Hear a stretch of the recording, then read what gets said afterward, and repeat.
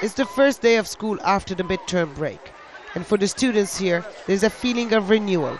The classrooms have been refurbished with brand new desks. The water stopped leaking, and there are newly planted trees in the courtyard. It's all courtesy of the Freedom and Justice Party, the political wing of the Muslim Brotherhood. This is the group at its best, on the ground and close to the people. It's how the Muslim Brotherhood expanded and survived over the past 80 years to become the largest Islamic organization in the world. But since its rise to power, its reputation has somehow changed.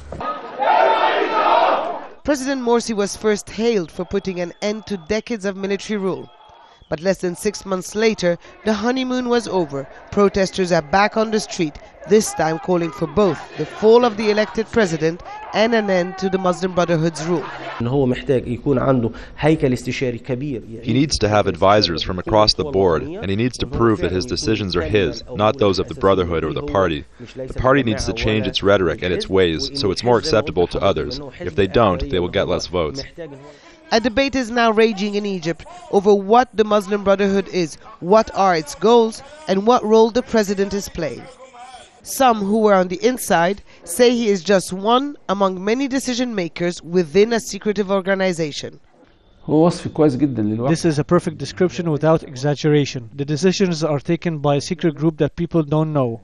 Morsi's first allegiance is to his organization, which depend a lot on its branches overseas for financing and for election of the leadership here in Egypt. But the group denies any interference in state affairs for its own sake. It doesn't matter what they feel. This country chose a president. It's everyone's obligation to support him. You can disagree. It's your right. The revolution brought freedom to the people.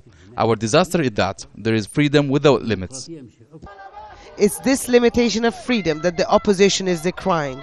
It accuses the Brotherhood of pushing through the contested constitution as a first step towards implementing its own agenda. For 8 decades, the Muslim Brotherhood was the main opposition in Egypt. Now that it's in power, it has come under heavy criticism. The group will have to redefine itself because its success depends on President Morsi's performance. Huda Abdelhamid, Al Jazeera, Cairo.